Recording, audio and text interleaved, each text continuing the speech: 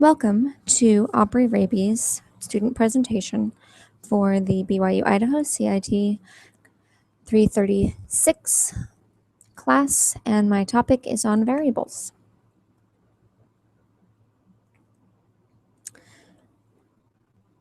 So, what is a variable? A variable is a block of memory that holds information.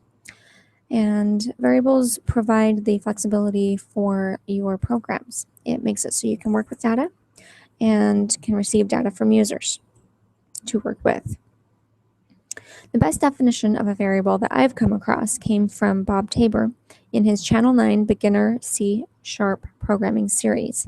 He basically said that a variable is an empty bucket that you can hold information in. So you make the bucket and then you can either fill it right then or you can fill it later.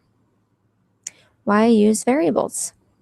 Well, your program won't do much if it doesn't have stuff to work with. So you need some way to get data and work with data, and that's what variables provide to you.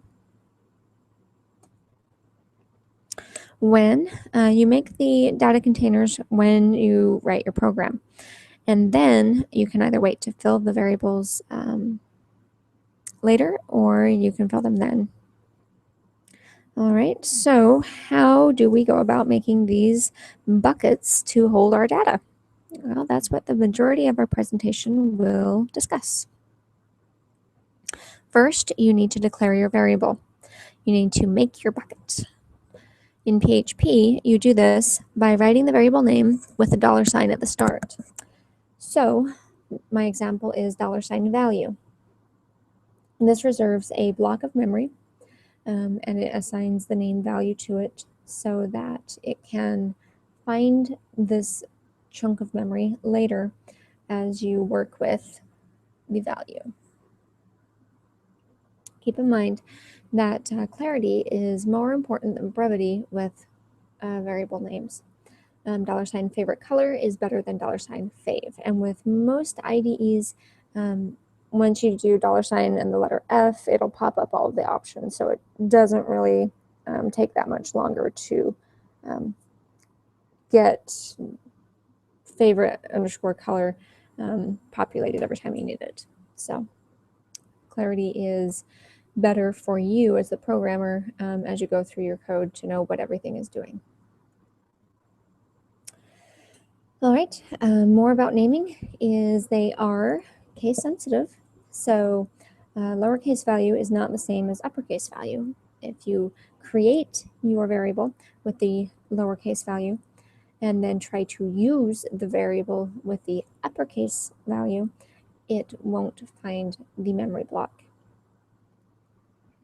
Variables cannot be PHP keywords, as we learned in the lesson 2 week.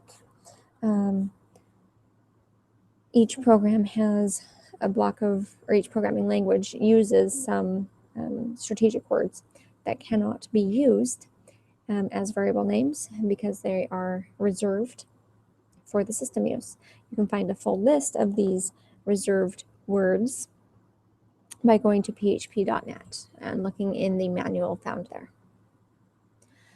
The variables also cannot, the variable names cannot include special characters, and nor can they start with 2 underscores or a digit.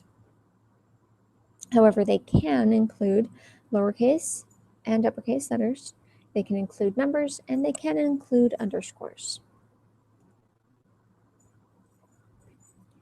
Variables then, once they're declared, need to have a value assigned to them. You need to fill up your bucket. In PHP, you do this by entering the value preceded by the equal sign. Keep in mind that how you enter the value will determine what data type the value is saved as. So what this means is, if you need the data to be saved as an integer, you need to enter it as a whole number.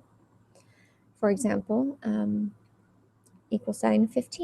or $-4. You can do positive or negatives. With decimals, they will be saved as the double data type, and you can enter them as shown here, either positive or negative, just including your decimal point where needed. With text, you may use either single or double quotes. However, single quotes are quicker and more efficient because it does not signal to PHP that there's anything special contained inside of the string. When you use double quotes, as we learned in the lesson 2 week, it signals to PHP that, hey, there may be something programming syntax embedded and you need to look for it. And so that slows it down.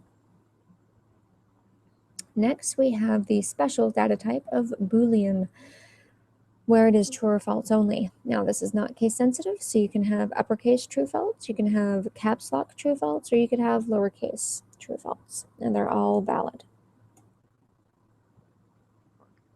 Special points to keep in mind.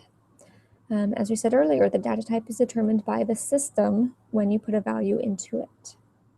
Values can change over the course of a program. And you can also assign the value from one variable to another. I have an example here. Let's say that you start out with one variable that you call lowercase value and assign the data of 10, so it's an integer. Then you make a second variable and you call it uppercase value. And you say you want it to equal lowercase value. So what would happen is the system would go in and look at lowercase value and say, hey, this is a 10. So that means that you want uppercase value to be a 10 also. The benefit to this is that you could then go into lowercase value and change its data, and it would not affect the value stored in uppercase value. All right, well, to summarize, variables are buckets that you put values into. Values can change over the course of a program. And I have a handy fact sheet developed, which you can download from my class website, which is http://nutriuse.com, assessments, teaching-presentation.php. And lastly, here are my sources used for this presentation. Hopefully this answers your questions about variables. If not, be sure to go to the discussion boards in the iLearn and create a string or a thread, I suppose it's called, in the discussion board for the teaching presentations for this week. And I'll be checking that throughout the week, and we'll answer any questions that people post. So thank you again for watching, and have a good evening.